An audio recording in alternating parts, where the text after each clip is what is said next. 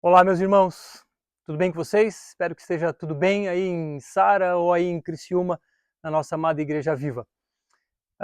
Estamos aqui direto de uma ruína da cidade de Al-Mafraq, aqui na Jordânia, fronteira com a Síria. Aqui nós estamos em uma antiga cidade, uma cidade que foi construída no primeiro século da era cristã, e uma cidade em que predominou o cristianismo ao longo dos séculos. Uma cidade em que, em seu ápice, chegou a ter entre 8 e 10 mil habitantes. E pasmem, dentre estes 8 e 10 mil habitantes, chegaram a existir 16 igrejas. Uma igreja principal e diversas outras igrejas, como essa aqui. Nós estamos aqui em uma igreja domiciliar, uma igreja como que em anexo a uma casa. Aqui na minha esquerda há uma casa, ou melhor, as ruínas de uma casa. E interessante que aqui à minha direita há as ruínas de uma outra igreja.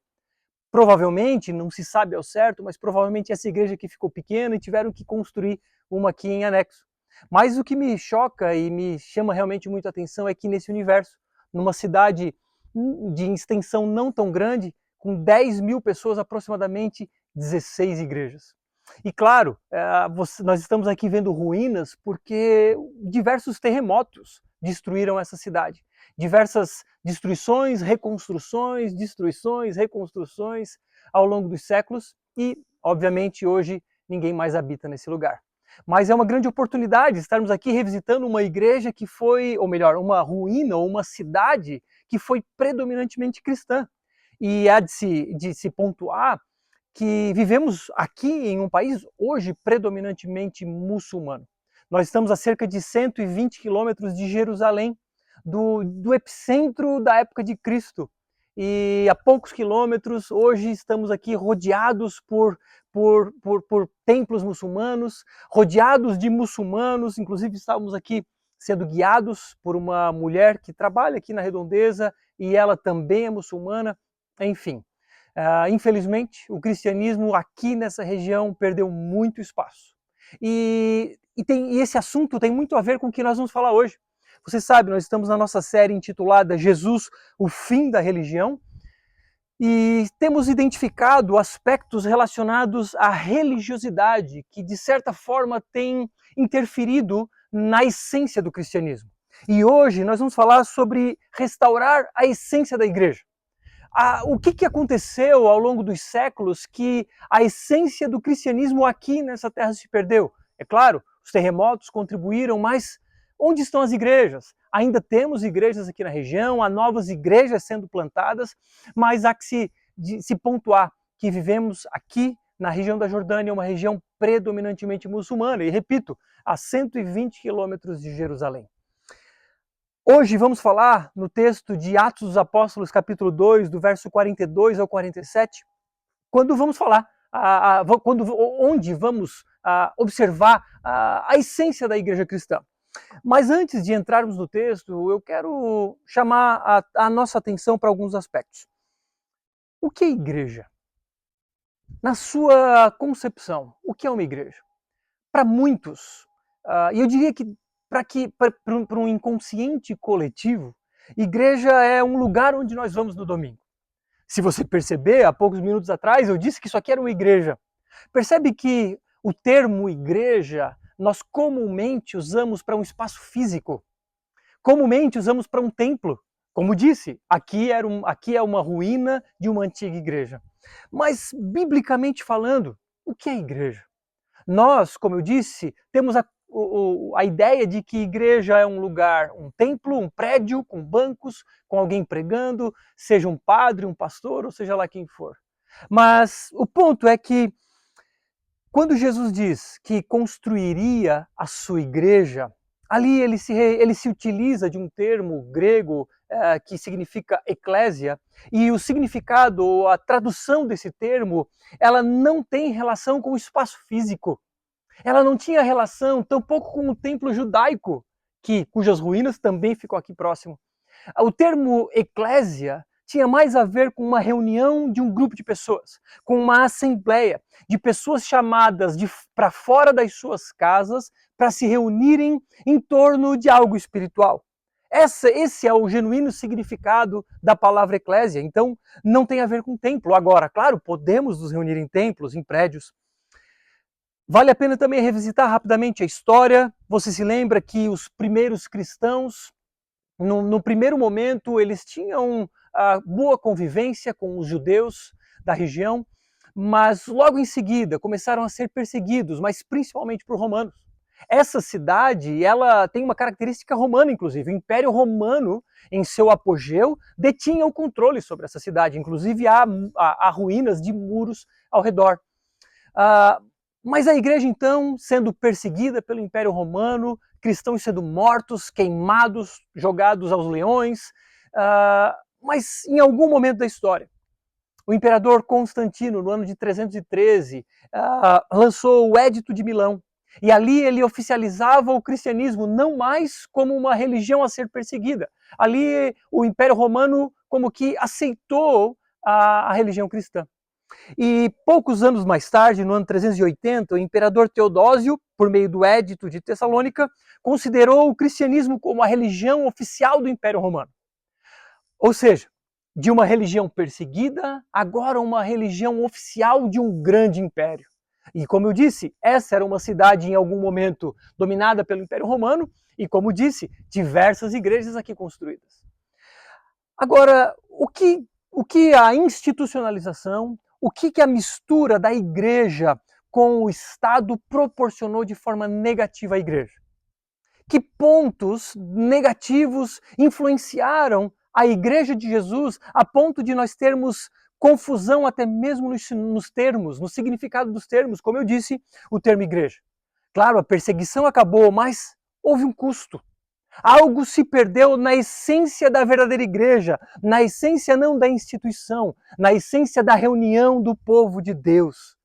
Essa institucionalização trouxe uma série de consequências e por isso, eventualmente, nós precisamos revisitar os textos que mostram a igreja primitiva para buscarmos a verdadeira essência e então fazermos uma autoavaliação, identificarmos onde estamos errando, onde a institucionalização da própria Viva tem, de alguma forma, obscurecido a essência da igreja primitiva, obscurecido a essência da verdadeira igreja. E o meu convite é esse, fazermos uma autoavaliação, tanto pessoal quanto coletiva, no que diz respeito, obviamente, à Igreja Viva. O texto que nós vamos ler, para você entender o momento, Jesus já havia ressuscitado, já havia subido aos céus, já havia enviado o Espírito Santo, quando 3.000 almas se converteram a Jesus Cristo, a igreja estava nascendo. Era um momento em que a igreja não só nascia, mas se multiplicava de forma absurda, obviamente pelo poder do Espírito Santo. Mas o ponto, então, dessa ministração é observarmos como aquele povo vivia, e pela graça de Deus, posso eu estar aqui num lugar onde ilustra, ao menos, o espaço onde aquele povo se reunia. Eu quero ler rapidamente aqui em Atos capítulo 2, verso 42 ao 47. Talvez a gente não consiga colocar na tela, aliás, provavelmente não. Então você pode abrir sua Bíblia, ligar o seu celular e acompanhar comigo a leitura que diz assim: E perseveravam na doutrina dos apóstolos, na comunhão, no partir do pão e nas orações. Em cada alma havia temor, e muitos prodígios e sinais eram feitos por meio dos apóstolos. Todos os que criam estavam juntos e tinham tudo em comum. Vendiam as suas propriedades e bens, distribuindo o produto entre todos, à medida em que alguém tinha necessidade. Diariamente perseveravam unânimes no templo, partiam o pão de casa em casa e tomavam as suas refeições com alegria e singeleza de coração, louvando a Deus e contando com a simpatia de todo o povo. Enquanto isso, o Senhor lhes acrescentava dia a dia os que iam sendo salvos. Baixe sua cabeça, vamos orar. Deus Todo-Poderoso, obrigado pela oportunidade que tenho tido de compartilhar a Tua palavra, de olharmos para as Tuas Escrituras Sagradas e reconhecermos como a igreja cristã se movia nos primeiros séculos, de reconhecermos o Teu poder, a ação do Teu Espírito naquele povo e observarmos então a essência que norteava aquele povo em suas reuniões solenes. Peço para que o Teu Espírito Santo me ilumine e dirija as minhas palavras nesse dia e abençoe todos os ouvintes, transformando todos os nossos corações segundo a Tua boa vontade, em nome de Jesus. Amém. Pois bem, o primeiro ponto que quero trazer nessa pregação é a ideia de que aquele povo perseverava no ensino da palavra de Deus. Como lemos, o texto no verso 42 diz: e eles perseveravam na doutrina dos apóstolos. Aquele povo era predominantemente judeu. Eles tinham o templo do judaísmo, eles tinham diversas sinagogas espalhadas pela região, eles tinham o Antigo Testamento, eles eram o povo da antiga aliança. O povo com quem Deus havia feito uma aliança condicional, que falava a respeito de bênçãos e maldições conforme o povo obedecia ou não. E então Jesus vem para inaugurar uma nova aliança. Uma aliança incondicional, a aliança da graça, a aliança do favor imerecido de Deus para com o seu povo. Uma aliança agora que não compunha mais somente judeus, mas pessoas de todas as raças, etnias, povos e línguas. Um novo povo, a Igreja de Jesus Cristo. Ele diz que construiria a sua igreja, construiria o seu povo, e aqui nós estamos. Somos a Igreja de Cristo. Então, a primeira ideia de que igreja não é um templo, igreja somos nós, claro, vem desse ensino dos apóstolos que nos chegou aos nossos dias. Então temos Jesus com os seus 12 apóstolos que caminharam cerca de 3 anos com ele, aprendendo diretamente dele. Claro, eles tinham o conteúdo do Antigo Testamento, mas puderam ver o cumprimento daquele conteúdo na vida de Cristo. E puderam aprender não só porque ouviam falar os seus ensinamentos, mas porque viam Jesus efetivamente viver aqueles ensinamentos na vida prática. Então, aqueles 12 homens de alunos do Mestre agora eram professores. O ensino dos apóstolos era um ensino que eles haviam aprendido de Cristo. Que, como eu disse, Cristo havia cumprido todo o Antigo Testamento então apontava para Jesus, o cumprimento, o final daquela religião, por assim dizer. Então eles agora eram os professores, aqueles que reproduziriam aquilo que aprenderam de Jesus. Interessante perceber, ou lembrar, que esses homens não tinham o Novo Testamento ainda em suas mãos, como nós temos. Eles não tinham ainda algo escrito que era a palavra de Deus. Talvez, claro, tinha alguns escritos, alguns livros, cartas, mas oficialmente, como escritura, eles ainda não tinham. Agora, pense, a fé deles era firmada em quê? A fé daqueles homens era firmada numa história que alguns haviam presenciado, muitos haviam testemunhado Jesus ressurreto, e outros tantos não leram, não testemunharam, mas ouviram falar. O que eu quero dizer com isso é que a fé daqueles primeiros homens, da igreja primitiva, muito dela foi pautada na história, numa história real, de um Deus que se fez carne, que habitou entre nós, se fez pecado porque recebeu a nossa culpa na cruz do Calvário, ali tendo sido morto, mas o grande detalhe, que obviamente não é um detalhe, que é o grande milagre, ele ressuscitou dentre os mortos. Tendo ele ressuscitado, subiu aos céus e hoje está sentado à direita de Deus Pai. Nessa pequena cidade, vimos algumas tumbas. E certamente, daquelas tumbas, nenhum morto ressuscitou. Mas o nosso Senhor ressuscitou dentre os mortos. E é isso que fortalece a nossa fé. Essa é a base do cristianismo. A nossa fé é pautada não somente no que está escrito, mas sobretudo na história que está relatada nas Escrituras. Uma história de um Deus que está vivo e reina sobre todo o cosmos. Claro, e pela graça de Deus e pelo poder do Espírito Santo, essa história está relatada na Bíblia. E a Bíblia, então, hoje é a palavra de Deus. Ela não somente contém, mas ela é. E ali traz todos os ensinamentos necessários para vivermos uma vida, por assim dizer, em paz com Deus. Agora, temos esse conteúdo intacto em nossos dias, que definitivamente não foi adulterado, e eu não vou entrar nesse mérito nesse momento, mas você pode ter certeza disso. E esse conteúdo intacto, que foi passado de geração em geração, chegou até nós. Aqui, em diversas pedras, há a marcação da cruz bizantina. E a cruz bizantina, rememorando o Império Bizantino, ela tinha 4 pontos. E o símbolo desses 4 pontos trazia a ideia de que o evangelho deveria ser espalhado pelos 4 cantos da terra. E por causa disso, nós, no Brasil, tivemos acesso ao evangelho e hoje somos filhos de Deus, membros dessa grande igreja de Jesus. Agora, em tempo de verdades relativas, como o mundo quer nos enfiar goela abaixo, nós cremos em verdades absolutas. E por causa disso, das diferentes doutrinas que rodeiam a vida com Cristo, tanto doutrinas demoníacas quanto doutrinas que aparentemente não são demoníacas, mas definitivamente contradizem as Escrituras, é por causa dessas diferentes doutrinas que o texto nos diz que precisamos perseverar no ensino dos apóstolos. Facilmente, doutrinas anticristãs adentram a igreja, destruindo a igreja de Jesus. Desculpa, não destruindo a igreja de Jesus, porque nada pode se levantar contra a igreja de Jesus. Mas, melhor dizendo, destruindo instituições. Hoje, das 16 igrejas dessa cidade, nenhuma mais existe. Hoje, em toda essa região, há pouquíssimas igrejas cristãs. Talvez porque ventos de doutrina adentraram a essas instituições e as destruíram. Mas, claro, como Jesus disse que as portas do inferno não se levantariam contra a sua igreja e nada poderia destruir, a igreja de Jesus segue firme, ainda que cercada por diferentes doutrinas.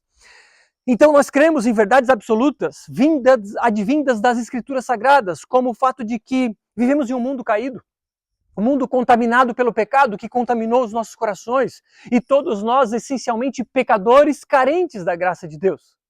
Mas também cremos que Deus Pai enviou Deus Filho para morrer por pecadores, para morrer por aqueles que entregam as suas vidas a Ele por meio da fé e do arrependimento. Nós cremos que a nossa salvação é pela graça, mediante a fé. Isso não vem de nós, é dom de Deus. Portanto, nós recebemos de presente a graça de Deus, não porque somos bons, porque éramos maus, mas Ele, pelo seu imenso amor com que nos amou, nos entregou essa graça, nos imputou às nossas vidas a sua justiça perfeita.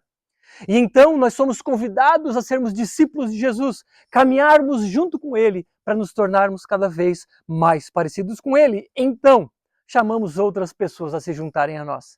Essas e outras verdades são as verdades absolutas, é o Evangelho do Senhor, que tem poder para salvar todo aquele que crê. E nós precisamos perseverar na doutrina dos apóstolos, que na verdade é a doutrina de Cristo. Nós da Viva, você sabe, nós temos buscado nos centrar nessa doutrina, no Evangelho, nas Escrituras Sagradas, tanto nas pregações quanto nos pequenos grupos. Mas você já deve saber que no dia 13 de março vamos iniciar a nossa Escola do Discípulo. Serão 4 fases, o curso todo em torno de 2 anos. Claro, começaremos com o básico e gradativamente iremos incrementar conteúdo e você naturalmente é convidado a participar dessas 4 fases. Todos são convidados. E a nossa primeira fase, com apenas 11 encontros, começa dia 13 de março. Esteja com a gente nas segundas-feiras, 19h30. Mas há de se dizer também que não prezamos apenas por conteúdo intelectual. Esperamos que essa escola venha a trazer transformação nos nossos corações e, por consequência, mudança prática em nossa vida cotidiana. Pois bem, se aqueles homens e mulheres perseveravam na doutrina dos apóstolos, o texto nos diz também que eles perseveravam em oração. Verso 42 ainda. E perseveravam na doutrina dos apóstolos, na comunhão e no partir do pão e nas orações. Trago aqui as orações antes de comunhão e partir do pão, porque eventualmente as igrejas caem em extremos. Muitas vezes elas se apegam excessivamente à doutrina dos apóstolos em detrimento da oração. Quando eu digo excessivamente, não é que não devemos estudar muito, absolutamente não. Mas nunca podemos estudar mais do que oramos, por exemplo. Tampouco o inverso. O outro oposto também é verdade. Quando vivemos uma vida de oração, mas não mergulhamos em sua palavra.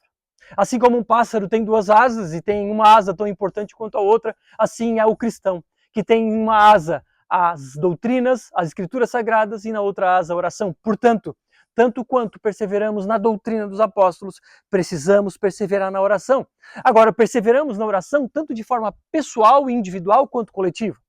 Precisamos ter os nossos momentos devocionais e individuais em nossas casas quando fechamos a nossa porta do quarto, mas também precisamos ter os momentos de oração junto à comunidade.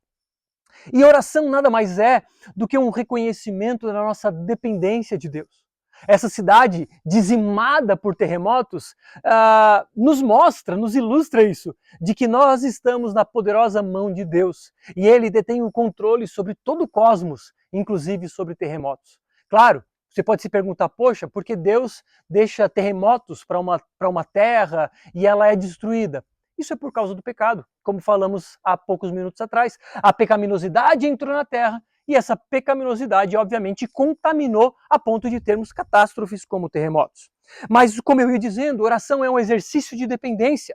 É um reconhecimento de dependência, mas também, ao mesmo tempo, é um exercício de dependência. À medida em que oramos, nós não só reconhecemos, mas exercitamos a nossa necessidade de termos Deus em nossas vidas. Reconhecemos e exercitamos que sem Ele nada podemos fazer. Nós não podemos mudar a vontade de Deus, porque Deus não é um Deus que reage aos nossos pedidos, como se fosse um gênio da lâmpada. Mas o ponto é que à medida em que oramos, nós nos adequamos à sua soberana vontade. Ele vai moldando os nossos corações, Ele vai transformando os nossos desejos, vontades e mudando a nossa realidade à medida em que oramos. Agora, o texto também nos diz que precisamos perseverar, porque facilmente caímos num comodismo, facilmente caímos numa zona de conforto e que a nossa carne definitivamente não deseja orar. Por isso o texto nos diz que eles perseveravam. No dia 4 de março, próximo sábado, teremos um momento de oração coletiva. Esteja com a gente na igreja no sábado à noite. Se perseveravam na doutrina, na oração, eles perseveravam também na comunhão. Versos 42, e aqui eu vou pular alguns trechos. Diz assim: e perseveravam então na comunhão, no partir do pão, e depois, mais para frente, partiam o pão de casa em casa e tomavam as suas refeições com alegria e singeleza de coração. A ideia aqui do partir do pão, ela tem a ideia da ceia, é a ceia do Senhor. Agora, a ceia do Senhor, naquele tempo, ela estava aqui como que incorporada às refeições. E o ponto que eu quero trazer aqui é o ponto da comunhão. Quero dar ênfase nessa importante palavra que no grego se chama koinonia, que não é meramente fazer um churrasco junto, embora isso faça parte do que é comunhão, mas é sobre viver vida em vida, é sobre viver em comunidade, é sobre viver de uma forma tal, conectado com os irmãos, que um ajuda o outro, que vivemos efetivamente juntos em uma grande comunidade. Olha o que o teólogo chamado Sproul diz.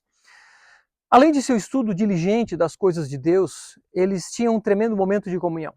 Eles experimentavam a koinonia, na qual as pessoas se tornavam amigas íntimas, gozando do amor de Deus e da paz de Cristo, compartilhando a alegria e o regozijo do que estavam aprendendo no ensino apostólico. Na verdade, não há experiência de amizade mais gostosa do que compartilhar as refeições, sentando-se ao redor de uma mesa ou saindo para jantar fora, ou convidando pessoas para as nossas casas. O aconchego e a intimidade estão presentes quando pessoas se reúnem em torno de uma refeição. Entendemos que a mesa é um grande instrumento, é uma grande ferramenta de comunhão. Na mesa, ali como que estamos iguais uns aos outros. Não há diferença na mesa, em torno da comida. Não há mestre, doutor ou iletrado. Na mesa não há rico ou pobre, na mesa somos todos iguais. E ali, naquele momento de intimidade, existe conexão, existe proximidade. Ali compartilhamos desafios, lutas, dores e, claro, também as bênçãos. Agora, é necessário perseverar na comunhão e por isso é necessário intencionalidade. Precisamos buscar sermos intencionais na busca por estarmos juntos.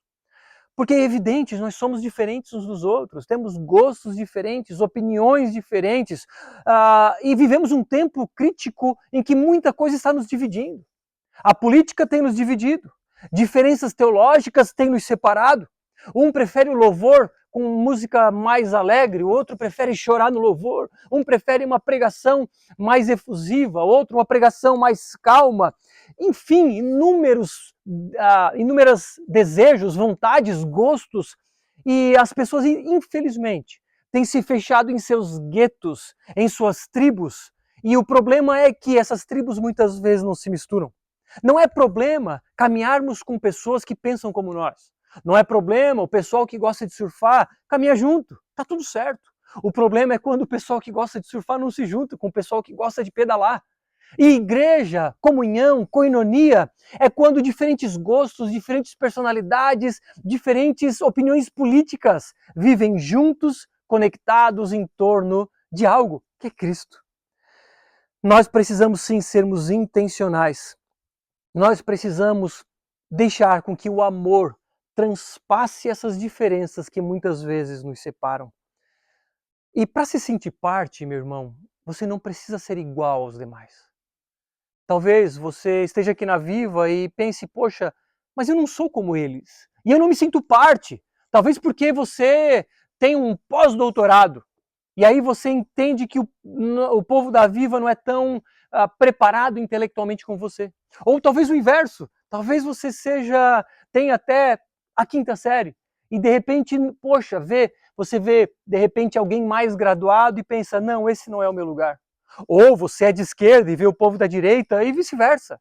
Ou você tem um grande carro, ou você vem de bicicleta para o culto, ou você surfa, ou você pedala, enfim. Irmãos, para fazermos parte da família de Deus, não precisamos levar em consideração essas coisas. Ainda que essas coisas podem nos conectar, mas a verdadeira comunhão se dá apesar das diferenças, apesar das diferentes opiniões, apesar do fato de que sim, somos diferentes e está tudo bem, mas a questão é, o amor deve transcender essas coisas e sim, intencionalmente buscamos viver juntos, apesar das diferenças. Agora, outra coisa que você precisa meditar, será que existe uma igreja perfeita para você? Será que, aliás, existe alguma igreja perfeita? Esse é um outro ponto, irmãos. Ninguém vai encontrar uma igreja perfeita. Ninguém vai encontrar sequer uma igreja em que você concorde 100% com o que todo mundo fala. O ponto é, não procure uma igreja perfeita, mas procure uma igreja bíblica.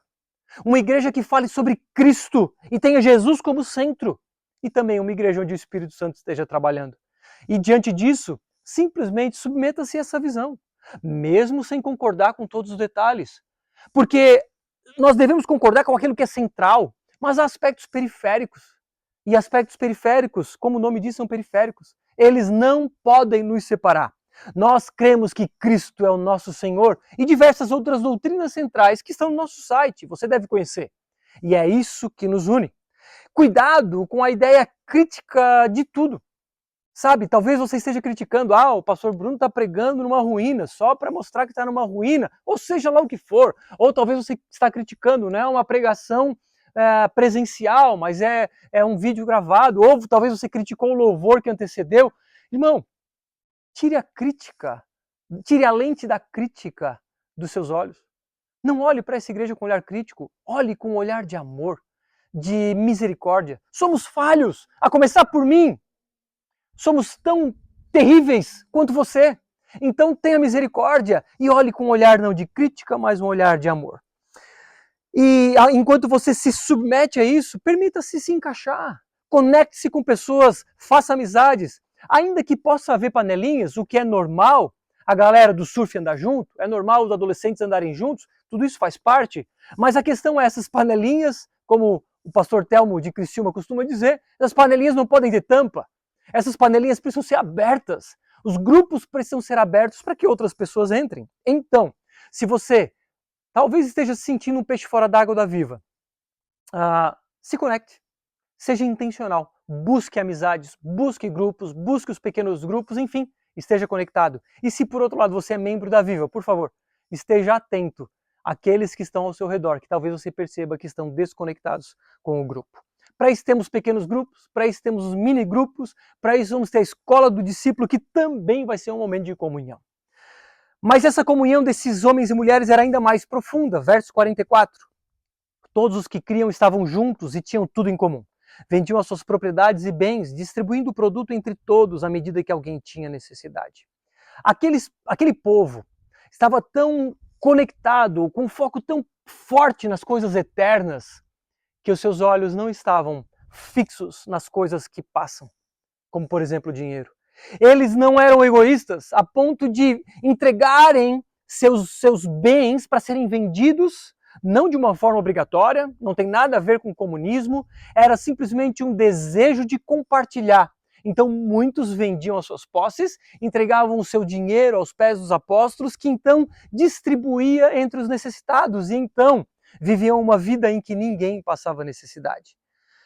O problema é que em nossos dias vivemos um tempo em que somos muito egoístas e temos buscado cada vez mais o acúmulo, enquanto que o ensino de Jesus é a ideia de compartilhar, irmos atrás de quem precisa. E claro, como a Bíblia nos ensina, em primeiro lugar, aos da família da fé. Ninguém da nossa comunidade pode passar necessidade, irmãos. Se porventura você está passando por algo, por favor, nos conecte. Nós vamos te ajudar, porque temos esse, como que um lema dentro da Viva, em que ninguém pode passar necessidade. E essa comunhão era unânime. Verso 46, diariamente perseveravam unânimes no templo. Eles ainda estavam conectados com o templo de Jerusalém. Ainda estavam presentes nas orações. Certamente não participavam mais dos sacrifícios, porque entenderam que não havia mais necessidade, mas ainda iam diariamente no templo. E aqui há um ensino, um princípio norteador que também, de certa forma, dirige a nosso jeito de ser igreja. Ainda que eles iam diariamente ao templo, estavam conectados diariamente, a ideia aqui de um princípio de que sim, nós precisamos nos reunir regularmente. Aí aqui falo sobre a importância e solenidade dos cultos dominicais. Irmãos, o culto não é uma palestra que você vai de vez em quando. O culto não é um lugar que você vai para abastecer de energias positivas. O culto é quando o povo de Deus se reúne para adorar o nosso Senhor e ouvir da sua voz. Porque quando abrimos as Escrituras, é Ele quem nos fala. Portanto, o que você me ouve aqui não é meramente a mim, mas é o que a palavra de Deus diz, portanto, é o que Deus diz. Então, eu quero frisar a importância de estarmos todos os domingos. Porque no domingo é quando o povo de Deus se reúne para adorá-lo e aprender a respeito dele. Não é meramente uma palestra, um coach ou algo do gênero. Por favor, esteja conectado com a gente semanalmente. E por fim, a alegria dos cristãos, o louvor a Deus e a simpatia com os de fora. Verso 46. Diariamente perseveravam unânimes no templo, partiam o pão de casa em casa e tomavam suas refeições com alegria e singeleza de coração, louvando a Deus e contando com a simpatia de todo o povo. Enquanto isso, o Senhor lhes acrescentava dia a dia os que iam sendo salvos. Pois bem, irmãos, se era um povo que tinha ensino das Escrituras, oração e comunhão, o resultado era o quê? A alegria. E a vida equilibrada com ensino bíblico, oração e comunhão nos proporciona essa alegria. Por isso não podemos focar em um ou no outro, mas de forma equilibrada nós precisamos viver. E essa alegria fazia com que o povo louvasse a Deus. Essa alegria, que é marca do cristão, deve nos fazer louvar a Deus em todo o tempo. Nós então, por meio do nosso testemunho, glorificamos a Deus em todas as áreas de nossas vidas. Por quê? Porque temos uma vida de leitura bíblica, oração e comunhão. E o resultado então dessa alegria e do louvor a Deus é que eles detinham, ou melhor, contavam com a simpatia do povo que estava ao seu redor, ainda que não fosse cristão. Assim também é conosco. Quando temos uma vida de oração, leitura bíblica, comunhão e alegria, louvamos a Deus e as pessoas que estão ao nosso redor sentem-se alegres conosco, são simpáticos conosco e aí então, obviamente, são grandes oportunidades para nos conectarmos a essas pessoas. E como o texto nos diz, então o Senhor acrescentava dia a dia aqueles que iam sendo salvos. Quero concluir aqui, faço um pouco mais breve em função de ser vídeo e talvez possa ser um pouco cansativo para vocês. Meu convite é uma autoanálise, tanto individual quanto coletiva. Avalie-se e avalie também a nossa comunidade. Mas individualmente, te pergunto, você tem uma vida de oração diária? Você tem uma vida de leitura bíblica? Você vive em comunhão com os irmãos da nossa comunidade? Você busca ajudar aquele que está ao seu redor? Você é alegre e feliz com o que Deus fez e faz? Você louva a Deus nas diferentes áreas da sua vida e você conta com a simpatia dos de fora? Faça essas perguntas para você. Agora, também perguntemos-nos de forma coletiva. Será que a Viva é uma igreja que ensina a doutrina dos apóstolos? Temos a oração como a nossa marca? Temos estratégias para conectarmos pessoas e vivermos em comunidade? Nós temos pessoas que passam necessidade ou nós temos suprido as necessidades do nosso povo? Temos a alegria como a marca dos nossos cultos? Louvamos a Deus, servimos a cidade, enfim. Vamos perguntar essas questões a nós mesmos. Agora, se identificarmos a necessidade de mudança de rota, eu quero te convidar a olhar o verso 43. O que norteava aquele povo? O que era incomum a todos? O que era o que motivava eles a viverem desse jeito? O texto diz: em cada alma havia temor. Temor, irmãos, é o que nos faz orar. Temor é o que nos faz ler as Escrituras. Temor é o que nos faz vir aos cultos. Temor é o que nos faz viver em comunidade. Temor é o que nos faz ajudar o próximo. Temor é o que nos faz espalhar as boas novas. Temor é o que nos faz viver lutando contra o pecado. Temor é o que nos faz desejar louvar a Deus em todas as áreas de nossas vidas. O que você é ou quem você é quando ninguém está vendo, a não ser Deus? Ali certamente você evidencia se você é uma pessoa temente ou uma pessoa não temente a Deus.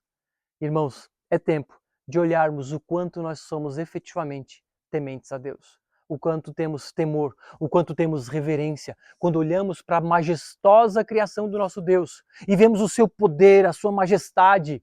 Será que nós temos noção do quão grande Ele é e por causa disso nos submetemos ao seu senhorio? Será que na nossa vida diária lutamos efetivamente contra o pecado, quando ninguém está vendo? Como são seus pensamentos, como são as suas páginas da internet. Enfim, tudo isso evidencia uma vida cheia de temor ou uma vida vazia de temor. E por fim, então, trago algumas aplicações. Obviamente, a primeira delas, eu diria tenha uma vida de leitura bíblica, uma vida de oração e uma vida de comunhão. Agora, claro, precisa ser intencional nesses 3 aspectos. Rapidamente nós paramos de orar, rapidamente paramos de ler a Bíblia, rapidamente paramos de ter comunhão com os irmãos da igreja. Precisamos ser intencionais, mas também disciplinados e consistentes. Simplifique a sua rotina de leitura bíblica. Você não precisa ler 1 hora seguida do texto bíblico. Você não precisa ler um livro inteiro da Bíblia. Leia aquilo que você pode. Se é um capítulo por dia, que assim seja. Não precise, a partir de agora eu vou começar a orar 2 horas por dia. Calma. Comece com pouco tempo e vá incrementando isso na sua rotina de forma gradativa. Agora, no que diz respeito à comunhão, esteja preparado para pessoas te decepcionarem.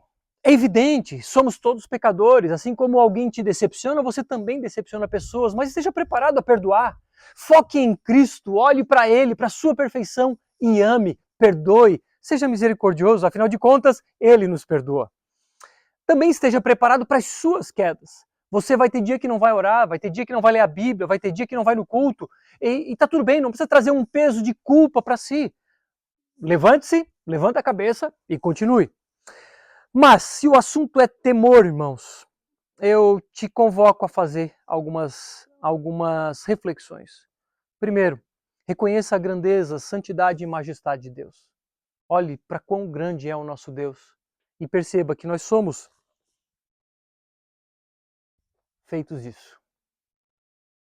Isso sim deve produzir um grande temor e senso de reverência em nossos corações. Conheça a vontade de Deus para as nossas vidas. Como? Lendo as Escrituras. Mergulhe na Bíblia. Mergulhe na vontade de Deus que está ali expressa para nós. E nós vemos a sua grandiosidade, as histórias do seu povo, a história da sua igreja. A sua igreja que resiste, mesmo em meio a guerras, impérios diferentes. A igreja de Jesus permanece. Isso nos enche de temor. Esteja disposto para confessar pecado e se afastar desses pecados. Porque o nosso pecado nos afasta de Deus.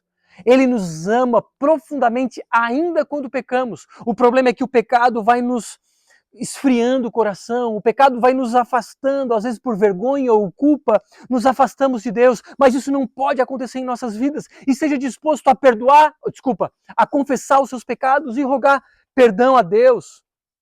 Também esteja disposto a cultivar a humildade, com senso de dependência a respeito de Deus, de que sem Ele nada podemos fazer. E por fim, adore com alegria e sinceridade. A adoração com alegria e sinceridade é uma expressão e um exercício de reverência a Deus. Eu vou finalizar aqui a pregação, eu vou orar, finalizar, e vocês aí vão adorar a Deus, mas com esse senso de reverência, de temor e com muita alegria, singeleza de coração. Baixe sua cabeça. Senhor, obrigado por esse tempo, obrigado pela tua palavra que molda os nossos corações e nos ensina como devemos caminhar. Que a tua graça seja derramada de forma abundante em nossos corações. Que cada pessoa da Viva tenha um senso de temor ao Senhor. E então, de forma coletiva, conectando-nos uns aos outros, vivamos uma vida assim, de ensino dos apóstolos, de oração contínua, de comunhão entre nós e, por consequência, de alegria e adoração ao Senhor em todo o tempo. Irmãos, Deus os abençoe. Até a volta. Um abraço.